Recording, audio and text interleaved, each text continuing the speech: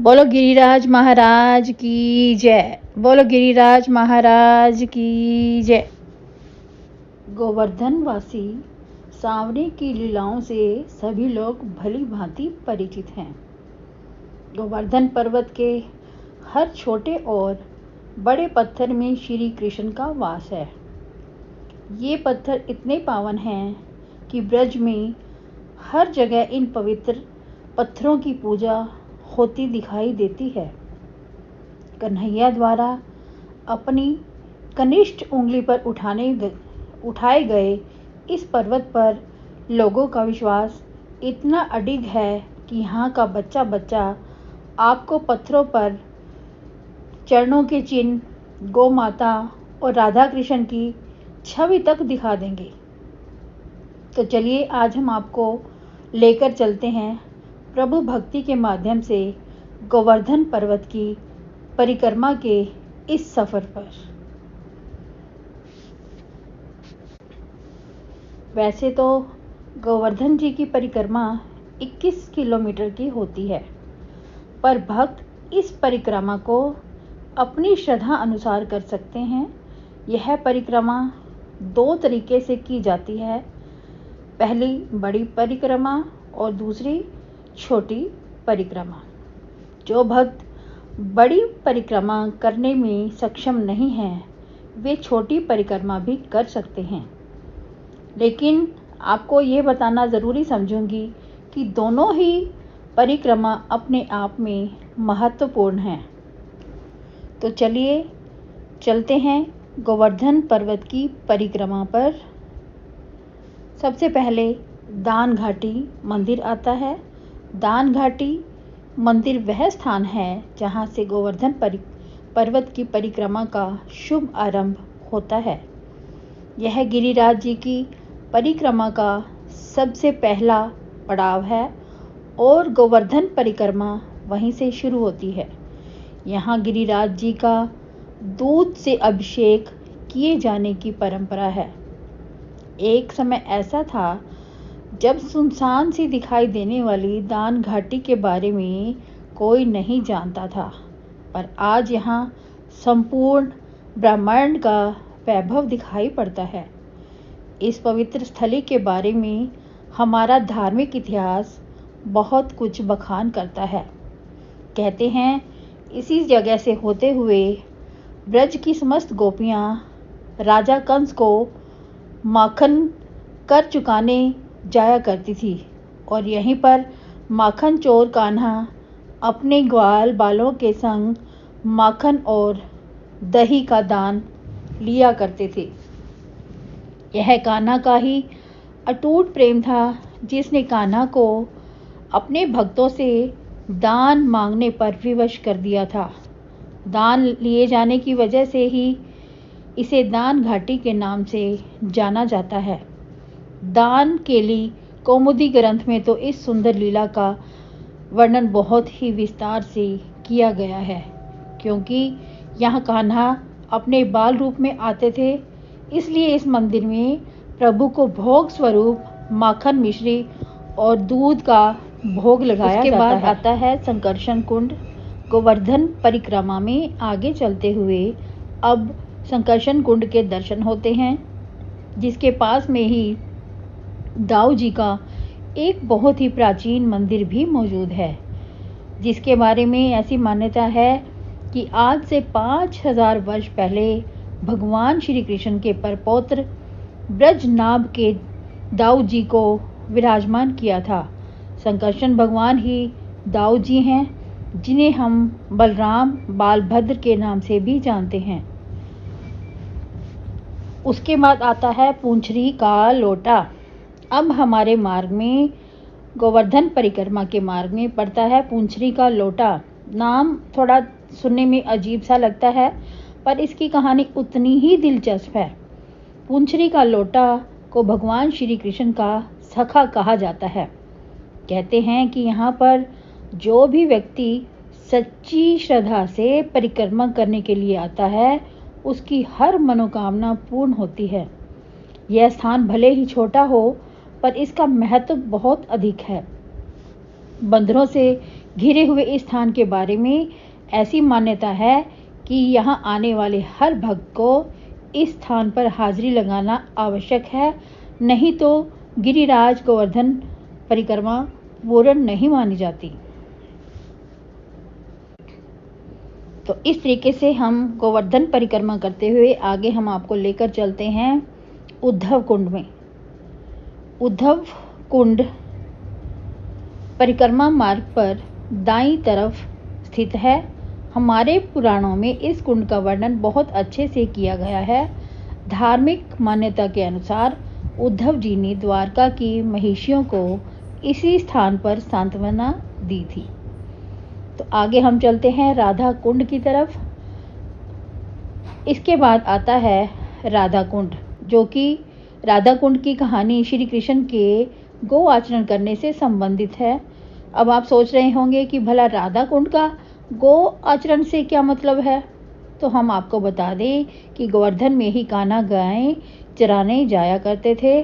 जब अरिष्टासुर को ज्ञात हुआ कि कान्हा यहाँ आया करते हैं, तो वह बछड़े का भेष धारण कर वहां पहुंच गया।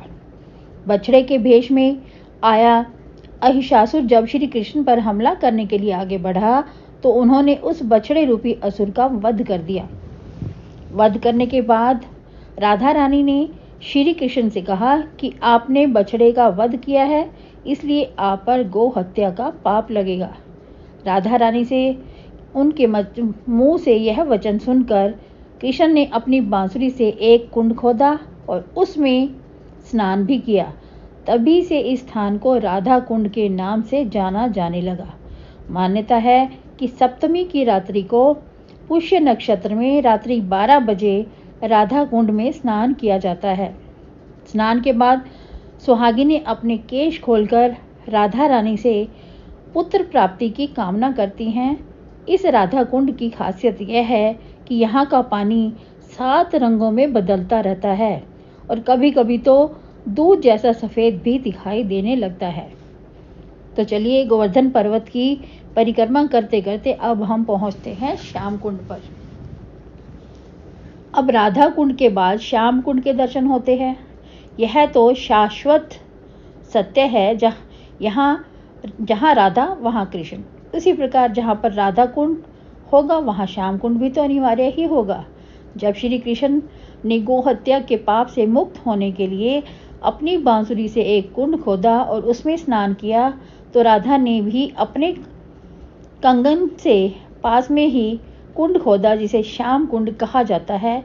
श्याम कुंड वही स्थान है जहाँ पर पांडव अपने अज्ञातवास के दौरान आया करते थे। तो उसके बाद हम चलते हैं कुसुम सरोवर की तरफ। श्याम कुंड के बाद अब कुसुम सरोवर हमारा अगला पड़ाव है। वह मथुरा में गोवर्धन से 2 किलोमीटर की दूरी पर स्थित है। कुसुम सरोवर जो 450 फीट लंबा और 60 फीट गहरा है। कुसुम सरोवर से जुड़ी कई पौराणिक कहानियां हैं, जिसमें से एक कहानी राधा कृष्णा से जुड़ी हुई है। कहते हैं भगवान कृष्ण छुप छुप कर राधा रानी से मिलने के लिए इसी स्थान पर आया करते थे। राधा रानी और उनकी सखियां श्री कृष्ण के लिए पुष्प चुनने के लिए कुसुम सरोवर ही जाया करती थी। इसका सौंदर्य देखते ही बनता है। कुसुम सरोवर गोवर्धन के चारों ओर सीढ़ियां बनी हुई है। इसका सौंदर्य ही लोगों को इस स्थान तक खींच कर लेकर आता है। यहाँ के रहने वाले लोगों का मानना है कि इस सरोवर में पारस पत्थर और नागमणि है, जिस कारण इस सरोवर को रहस्यमयी कहा जाता है। इसके बाद आता है कान वाले बाबा का मंदिर। कान वाले बाबा का मंदिर बहुत प्रसिद्ध है। मंदिर के चमत्कार के किस्से पूरे ब्रज में मशहूर हैं। इस मंदिर में स्थित गिरिराज जी के पत्थर रूपी स्वरूप में चमत्कारी कान है। परिक्रमा करते हुए भक्त इस मंदिर में आते हैं और गिरिराज जी महाराज के कान में अपनी मनोकामना बताते हैं। तो चलते चलते अब हम मानसी गंगा की तरफ चलते हैं। मानसी गंगा गोवर्धन गांव के मध्य में स्थित है। परिक्रमा करने के दौरान मानसी गंगा दाईं ओर पड़ती है, जबकि पूंछरी से लौटते समय बाईं ओर हमें इसके दर्शन होते हैं। गंगा के मानसी गंगा बनने की कहानी कुछ ऐसी है कि एक बार नंद बाबा, यशोदा और सभी ब्रजवासी ने गंगा स्नान का मन बनाया और अपना सफ़र शुरू किया। चलते चलते जब सभी गोवर्धन तक पहुँचे तो शाम हो चुकी थी। रात्रि व्यतीत करने के लिए नंद जी ने वहीं पर अपना विश्राम स्थान बनाने की सोची। यहाँ पर रात्रि गुजारते हुए श्री कृष्ण के मन में विचार आया कि ब्रज धाम में ही सभी तीर्थों का वास है, परंतु ब्रजवासी गंगा इसकी महान महिमा से अनजान है। श्री कृष्ण के मन में ऐसा विचार आते ही गंगा जी अपने मानसी रूप में गिरिराज जी की तलहटी से प्रकट हुई। सुबह जब ब्रजवासियों ने गिरिराज तलहटी में गंगा जी को देखा तो सब हैरान रह गए। सभी हैरानी से श्री कृष्ण को देखते हुए बोले कि ब्रज भूमि की सेवा के लिए तो तीनों लोकों के तीर्थ सभी यहाँ आकर विराजते हैं और आप सभी गंगा स्नान के लिए ब्रज को छोड़कर जा रहे हैं। यही कारण है कि यह गंगा स्वयं अवतरित हो गई। तो अब हम जानेंगे कि गोवर्धन परिक्रमा के समय कौन से नियमों का पालन करना चाहिए। आपको यह जान लेना बहुत ज़रूरी है कि गोवर्धन पर्वत की परिक्रमा शुरू करने से पहले सबसे पहले आपको गोवर्धन पर्वत को प्रणाम करना चाहिए और जिस स्थान से आप परिक्रमा शुरू करते हैं वहीं पर आप उसे वापस लौटते हुए समाप्त करें।